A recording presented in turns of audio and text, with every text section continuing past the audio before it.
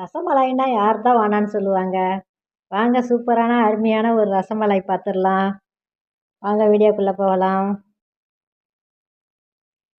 ஒரு பாத்திரத்தில் ஒரு 3/4 லிட்ரு பால் எடுத்து ஊற்றி வச்சுருக்கோம்மா. இது காயட்டும். அது காய்ஞ்ச உடனே பார்க்கலாம்.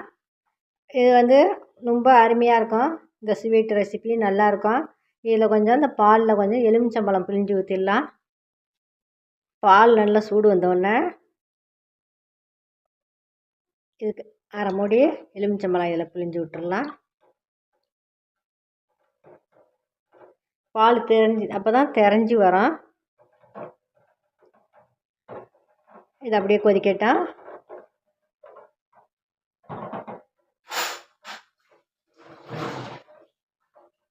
அடி பிடிக்காமல் பாலை கிண்டலாம். பாருங்கள், லேசாக தெரிஞ்சு வருது. ஹெச்ஆர் பிரியாஸ் சேனல் வாங்க. இன்றைக்கி ஒரு அருமையான ரசமலாய் பார்த்துடலாம். பால் நல்லா தெரிஞ்சு வந்துருச்சு. இந்த பாருங்கள், இதை வடிகட்டிடலாம். வடிகட்டி ஒரு பாத்திரத்தில் மாற்றிடுறேன்.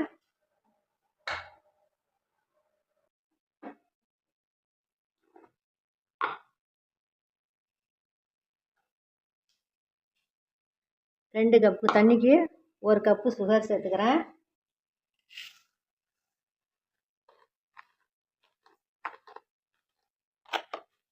ரெண்டு கப்பு தண்ணி, இது 1 கப்பு சுகர் சேர்க்குறேன்.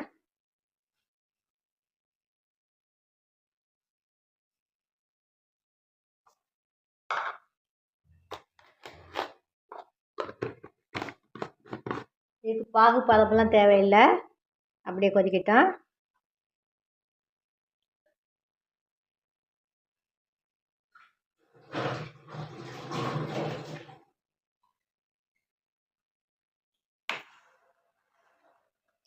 சாயந்தரம் ஸ்கூல் விட்டு வர பசங்களுக்கு தித்திப்பா ஏதாவது கேட்டாங்கன்னாக்கா இதை மாதிரி பால் ஃப்ரிட்ஜில் இருந்தாக்கா எடுத்து காய்ச்சி கொஞ்சம் எலுமிச்சம்பழம் ஊற்றினாக்கா முறிஞ்சிடும். நல்லா வடிகட்டிட்டு துணியில் வச்சு நல்லா ஒட்டை தண்ணியை பிழிஞ்சு எடுத்துருங்க. சுகர் சிரப்பு செஞ்சு அது கொடுத்து பசங்களுக்கு சாப்பிட கொடுங்க. ரொம்ப அருமையாக சாப்பிடுவாங்க. சுகர் கரையட்டும்.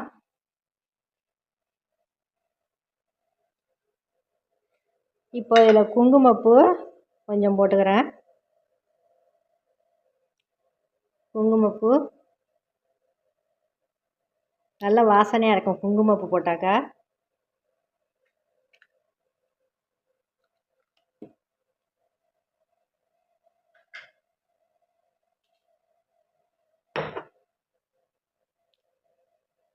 ஒரு பிஞ்சு உப்பு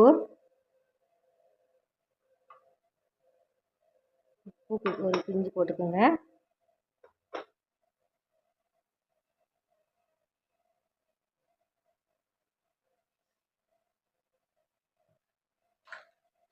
கொஞ்சமாக ஏலக்காய் போட்டுக்கலாம்.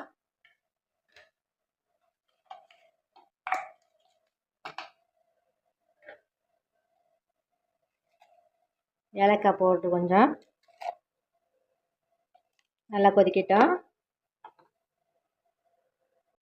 அந்த பால் முறிச்ச பாலை வடிகட்டி எடுத்துட்டோமா. இது நல்லா துணியில் போட்டு நல்லா பிழிஞ்சு எடுத்தாச்சு. 1 லிட்ரு ஒரு 800 கிராம் பாலுக்கு இவ்வளவு தான் கிடச்சிச்சு. 800 கிராம் பாலுக்கு 100 கிராம் தான் கிடச்சிருக்கு. இது நல்லா பிசைஞ்சு எடுத்துகிட்டு வந்துடுறேன். பாருங்க, கட்டிகள் இல்லாமல் நல்லா கையை வச்சு நல்லா பிசைஞ்சு மாவு போல் எடுத்துகிட்டு வந்துடுறேன். ரெடி ஆகிடுச்சு ஜீரா பாவு. எனக்கு 16 உருண்டைகள் கிடச்சிருக்கு 100 கிராம் மாவில். இது 1 லிட்டர் பால். 1 லிட்டருக்கு 100 கிராம் கம்மி, 800 கிராம் பால். இதை இதில் ஒன்று ஒன்றா சேர்த்துடலாம். இந்த சீனி பாகில் நல்லா வேகட்டும்.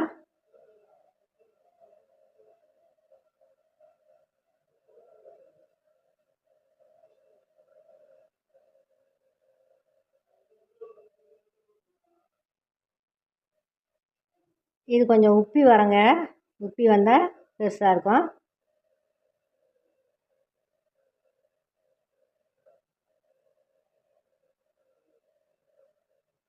அப்படியே வேகட்டும். ஒரு 5 நிமிஷம் அது வேகட்டும். சீனி பாகுலேயே வெந்தாக்கா நல்லா தித்திப்பாக நல்லாயிருக்கும்.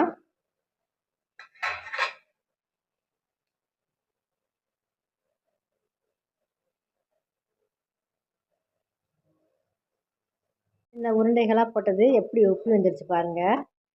இது வந்து நல்லா ஆறினவுடனே ஃப்ரிட்ஜில் வச்சு நல்லா ஜில்லுன்னு சாப்பிட்லாம், ஆறினவுடனே சும்மாவும் சாப்பிட்லாம். வாங்க சேவ் பண்ணிடலாம். அருமையான ரசமலாய் ரெடிமா, வாங்க சாப்பிடலாம். இந்த வீடியோ பிடிச்சிருந்தா லைக் பண்ணுங்கள், ஷேர் பண்ணுங்கள், சப்ஸ்கிரைப் பண்ணாதவங்க சப்ஸ்கிரைப் பண்ணுங்கள்.